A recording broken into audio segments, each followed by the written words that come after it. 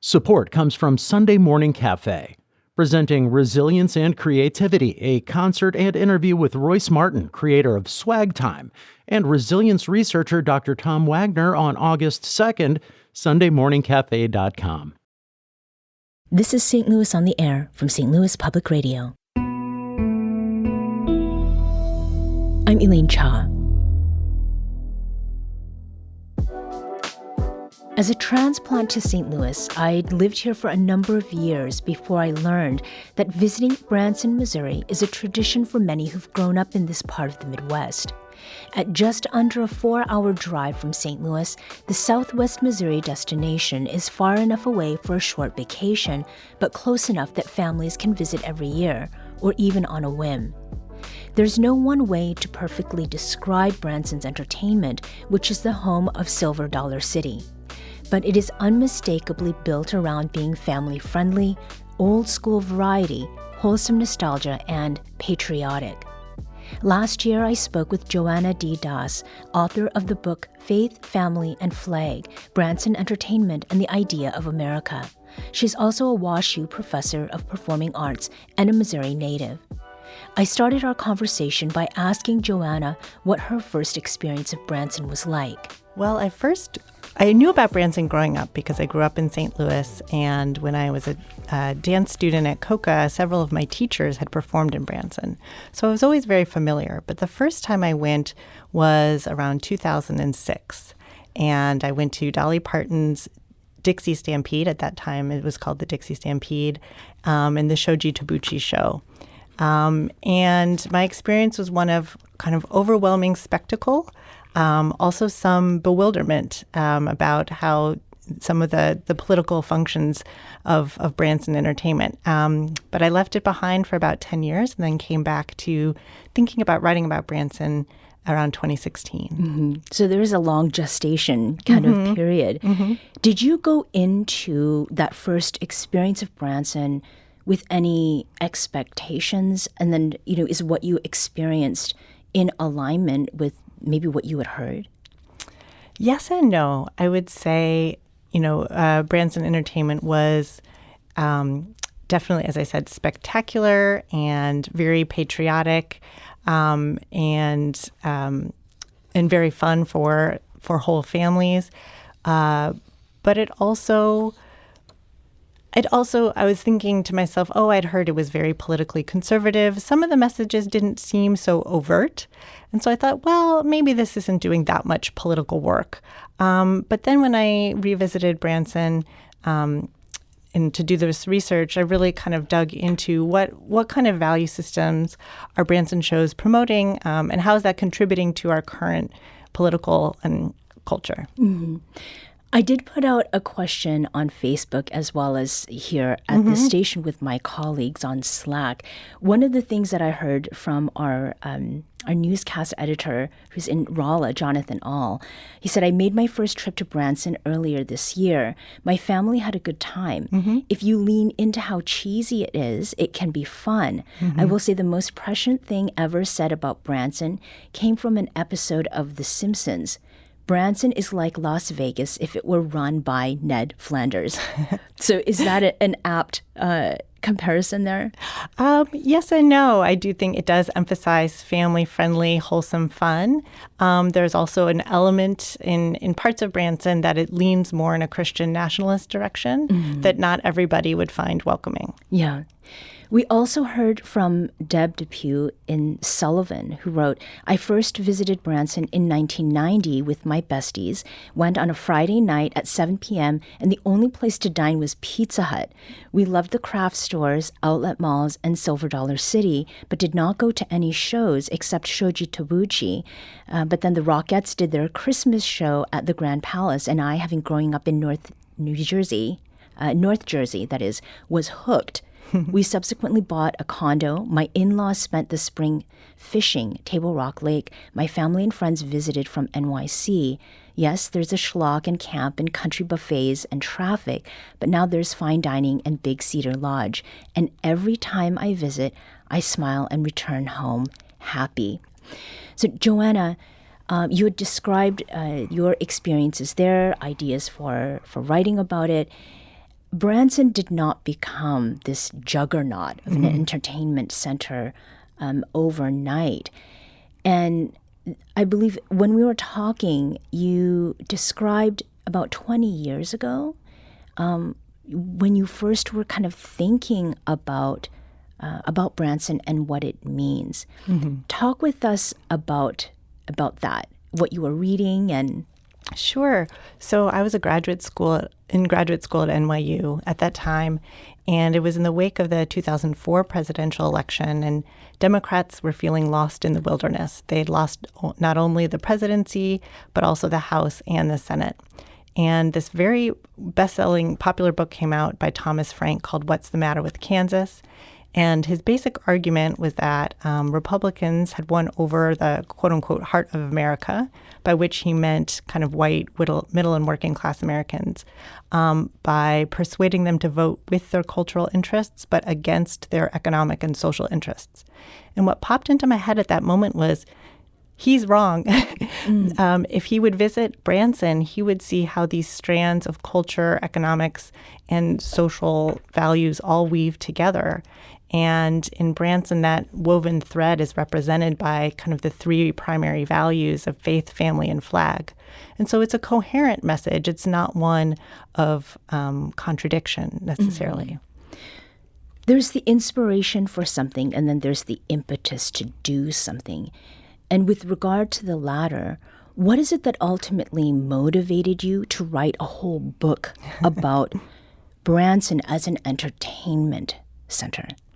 So that happened after the 2016 election, and many of the same questions and rhetoric came up. And I also felt that the national media landscape had really ignored Branson, and the academic field of performing arts, music, dance, theater, had also ignored Branson or mocked it, right? Those were kind of the two responses, both in academia and kind of in the national media. And I felt yet again that Branson was a very important place for live performance in America, and one that could tell us a lot about this idea of the American dream, what kind of values America represents, and the battle over those values. And so I felt that Branson was really important to write about. And the mocking part, why do people mock Branson? And I ask this as someone who didn't grow up here. And in my conversations with a lot of people who are transplants, they didn't know about Branson before moving to St. Louis. Yeah, so Branson keeps alive a vibrant tradition of variety entertainment, which has historically in the United States signaled lowbrow, right? Lowbrow entertainment. And in the 20th century, a lot of American cultural critics consolidated around the idea that, listening to a whole opera or a whole symphony or, a 3-hour play, that's what was highbrow, right? And the kind of variety entertainment that also kind of drew on other people's songs, right? In Branson, most of the songs are covers, like when people sing, and the jokes are very kind of corny, people think. So that's kind of signals this lowbrow entertainment that becomes very easy to mock. There's also, the kind of classic comedic figure of Branson Entertainment historically has been the hillbilly, which some people argue has been the last kind of person or trope you can laugh at in America, right? A poor rural white person. And so Branson has been subject to kind of mockery for those reasons, for kind of continuing this lowbrow variety entertainment, when really, to me, it's a vibrant part of the American popular tradition and is worthy of study and respect. We have Kathy, who's calling from Olivet. Kathy, welcome to St. Louis on the Air. Hi. Hi. Please share either your question or your reflection. Yeah, I'd just like to add, we went to Branson on a whim last Thanksgiving, almost a year ago now. Almost kind of like a joke, to see like if it really was, like as you said, lowbrow or anything like that. And it was great. Our kids are 6 and 9, and they absolutely loved it. We went to Silver Dollar City. We enjoyed cruising up and down like the main strip, where they have the very, very unique entertainment options for kids, unique water parks, unique museums. They've got the upside down house, as the kids call it, Wonderworks, and it was just amazing. I mean, it just left us smiling. And, we went back this summer, and the kids are asking if we're going to go again this Thanksgiving. I'm like, no, we got other plans this year. But it was awesome. I highly recommend it. Mm-hmm. Kathy, when you came back, did you talk with folks about what you experienced there? And did you go in maybe thinking that, as you said, you went on a whim and kind of as a joke? How did that maybe come up in conversations afterward? Yeah, we told our neighbors and friends that we were going, and they're kind of like, oh, really? Like, how was it? That seems like, maybe a little bit like unlike something your family would do. Mm-hmm. And we just had like very sincere, earnest praise for it, I guess. I mean, yes, there was a bit of like a Christian nationalist element that we did notice. But that was kind of like in the background. And, overarching everything was just like the very intense sense of family and community and just like, I guess love and friendship. Yeah. Not to sound corny. No, that's exactly what Branson does promote. And many people there are just very genuine in that being kind of Branson's brand, right? One of hospitality, family friendliness, building community in the theater, all the things, that people in the theater want to do in general, right, across the country. We need to take a quick break, but we'll be back shortly to continue this encore presentation of our conversation about Branson with Joanna Dee, author and WashU performing arts professor. This is St. Louis on the Air on St. Louis Public Radio.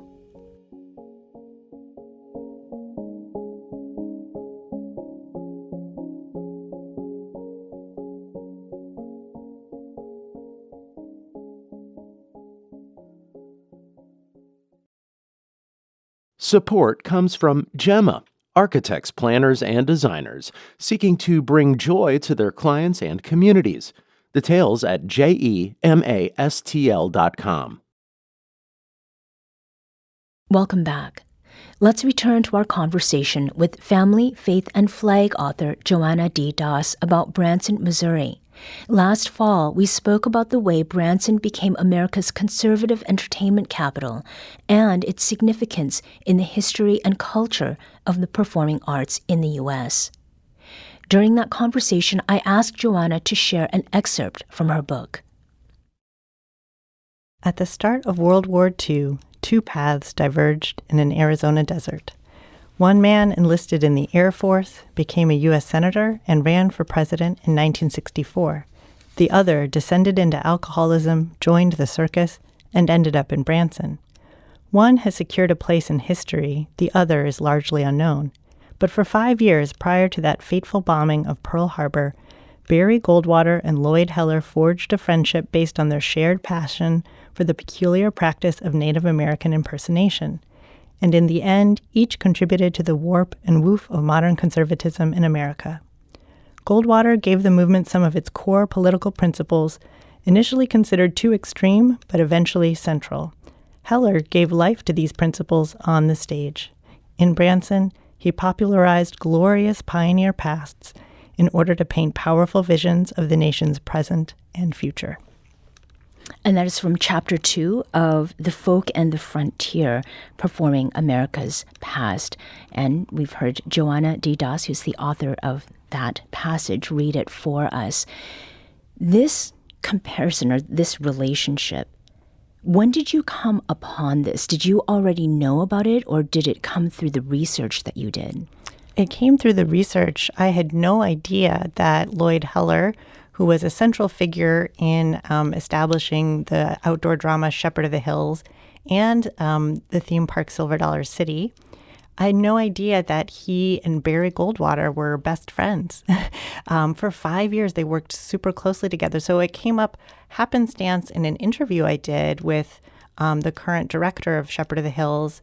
And then I found kind of an old biography of Lloyd Heller from the 1980s in which it described their friendship and their shared affiliation with this group called the Smoke Eye, which was a Native American impersonation group, but it's kind of a fraternal organization like the Masons. Members were so dedicated they had matching tattoos on their left hands. So if you look up close at pictures of Barry Goldwater, who was defeated in a landslide to Lyndon B. Johnson, but you can see the dots of his tattoos on his hand. Wow. We have Jonathan, who is calling from St. Louis. Jonathan, go ahead. Yes, I just wanted to share that as my first experience living in Missouri, I performed with Indiana's Brass Theater group at the Grand Palace Theater back in 1997. Oh, great. What was that? Go ahead. I was just going to say we performed opposite. Your guest was saying how varied the entertainment was. And so at this one theater, we performed opposite Ronnie Milsap, and Eric Estrada was hosting the Wheel of Fortune. Oh, my goodness. So you were nodding, Joanna, as he was sharing that story. We also have Brian, who's calling from Pacific. Brian, welcome to the show. Yeah. Hey, thanks for having me on. I wanted to mention, I know there's a lot of family talk about Branson, but my wife and I are young, married millennials, and we have no kids, and we still love to go to Branson because, honestly, the proximity and also the price. You can go to Las Vegas and see all kinds of shows and spend thousands of dollars. We go down to Branson and spend a couple $100 and have a fantastic time. Mm-hmm. And is going to performances part of what you and your wife do? We do sometimes. We try to mix it up a little bit, but we always do something unique, whether it's like an attraction or Silver Dollar City or the arcades. Branson has amazing arcades for anybody who's an arcade lover. Oh, it's like a games then.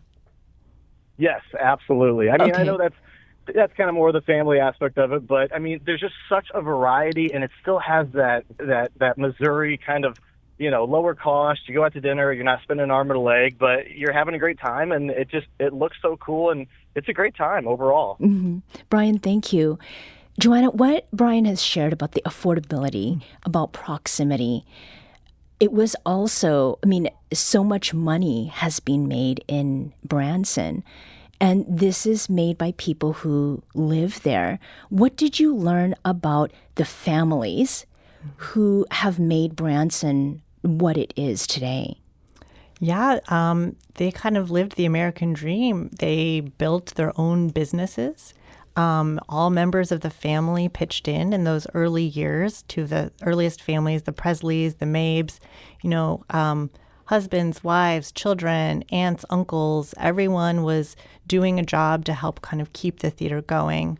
And affordability is one of the family-friendly aspects of Branson. I'm glad the caller mentioned that. If you wanted to go see a country music show, let's say even in the 1970s, in Branson, you could go see a country music performance that also included comedy. It had this variety aspect. Children were welcome. They got discount prices. And you would get to hear all of your favorite hits because the performers, as I said, they play covers. They would sing all of the latest hits. Going to see Waylon Jennings in St. Louis, I did a comparison in the book, cost at least twice as much. You'd have to hire a babysitter. You'd only get his songs. Maybe he wouldn't play all of his hits, right? So the affordability and variety are very attractive things, and including children, right? And including them in ways that make them feel included. And this is something that your own kids experienced, right? Yeah, children are called upon to participate in the stampede. They're not just kind of side notes, right? They're included in the performances. But it's also not. But also adults are as well, right? There's some in American culture. Sometimes there's like Disney movies that are aimed at children, and they say, we promise you there's something for adults, but generally not, right? In Branson, things are genuinely attractive to senior citizens, millennial couples like the caller in, children. They really do make an effort to attract all ages. Mm-hmm. How do the faith and flag parts come together in the entertainment that is offered there? I know that not all of it exists the same way that it did, and your book includes an extensive appendix of all of the shows, I think, starting from 1959 to 2000. Yeah, so how do faith and flag come together concretely? Yes. So in many of the shows, faith and flag come together concretely in kind of concluding numbers that combine faith and flag, like singing songs like God Bless America, right? And the audience is invited to stand up and participate at that point. Almost every variety show includes gospel numbers. And also includes tribute to the military. And almost every variety show there that I have been to or seen on VHS, at a certain point, members of the audience who served in the military stand up and receive applause. I've never seen that at any other theater across the country, right? And it's a kind of it was brought into Branson by Anita Bryant in the early 1990s in her show, in which she honored all the different branches in the military, and that has since become a staple. The flag part did start to become more prominent starting in the 1990s, but from the beginning, from 1959, faith, particularly Christian faith, was a staple of the Branson Variety Show. We have David calling from Crawford County. David, welcome. Hey, thank you. I'm going to rewind maybe a dozen years to a film I saw in the St. Louis International Film Festival. I know it just concluded. So this was about the off-season in Branson, and I'm sorry I don't remember the name of the film. Was it We Always Lie to Strangers?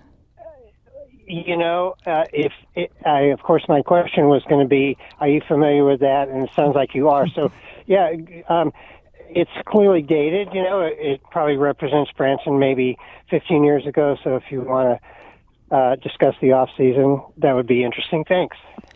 Yeah, if it's the film I'm thinking of, it's a documentary called We Always Lie to Strangers, and it kind of documents the backstage lives of performers in Branson and, how this is a hustle. It's a struggle to make it in the entertainment industry, in the theater industry, no matter where you are. And that's true in Branson also. You have to get people in the seats.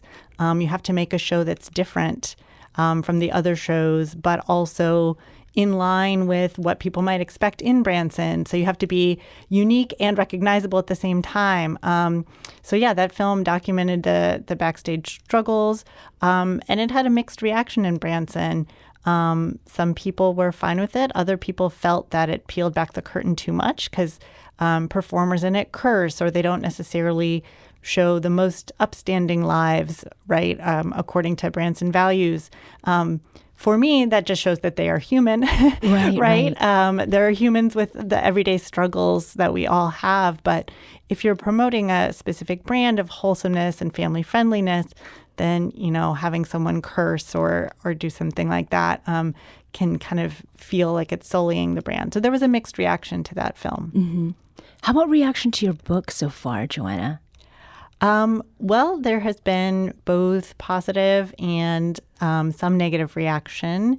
Some people feel that I'm politicizing art, and my response to that is there's a quote by the famed kind of intellectual W.E.B. Du Bois: "All art is propaganda and ever must be, despite the wailing of the purists," by which he means all art reflects values, right? Reflects what we think is beautiful, what we think is normal, what we think is meaningful or important.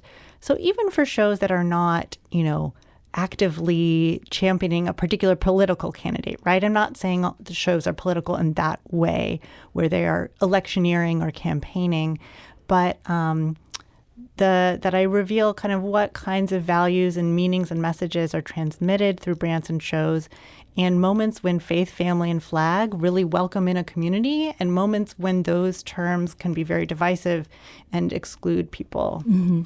The feeling that I got and what attracted me to this is that it's very easy to make assumptions that faith, family, and flag mean the same thing to all people, including in Branson. And in your book, that is not the case, right? Mm-hmm.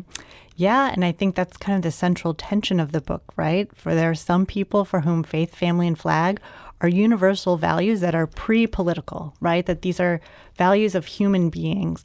And for others, they take up the mantle of that faith, family, and flag, faith, family, and freedom kind of trifecta that has been a part of conservative political campaigns since the 1980s, and see it as a particular vision of America that is exclusive to others. So that's kind of the dilemma. And yeah, there are different people in Branson feel different ways. Mm-hmm. And in the end of the book, one of the final chapters is about future. We're taking a lot of a look back through this book. What does the future of Branson look like to some of the people that you spoke with who not just visit there, that is where they make their life? Some people feel that the live entertainment industry is going to kind of disappear or decline dramatically as the family-friendly attractions of the aquarium and go-karts and mini golf kind of take precedence. And there are a lot of people now who visit Branson and just go to the resorts. They don't go to see shows. But for other people, they still really believe in the power of theater. And I felt that quite compelling. And they believed in the power of theater to change people's lives, to kind of make the world a better place. So I see live theater in Branson's future. To what extent it plays a major role in the tourism industry is up for debate. Mm-hmm. Will you be going for Christmas? I don't know if I'll be going for this Christmas, but I do plan to go back and bring my children. That was Joanna Dee, author of the book Faith, Family, and Flag, Branson Entertainment and the Idea of America, and WashU Professor of Performing Arts. We spoke last fall, shortly after the book's release. If you'd like to hear Dee in person, there's an opportunity coming soon.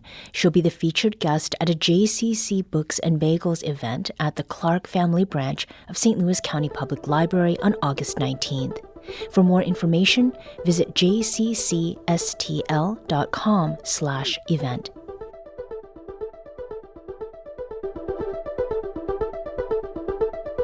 This episode was produced by Elaine Shaw. Our audio engineer is Aaron Dorr. This podcast was mixed and edited by Aaron. Our executive producer is Alex Hoyer. St. Louis on the Air is a production of St. Louis Public Radio.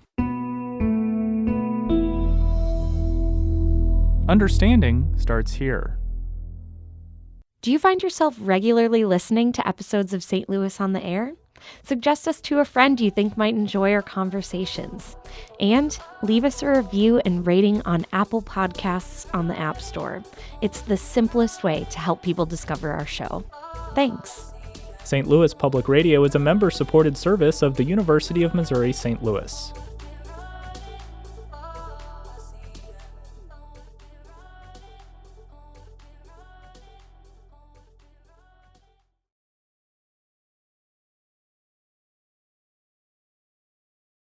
Hi, I'm Laura Hamden, and my colleague Jessica Rogan and I are your daily hosts of the Gateway newsletter. We meet with the editors in the STLPR newsroom every weekday to bring you the top local stories of the day in a quick and easy 6-minute read by 6 a.m. In an age of overwhelm, it's a refreshing, thoughtful take on the news day, if we do say so ourselves. Fine-tune your daily news habit with the Gateway newsletter. Subscribe at stlpr.org/gateway.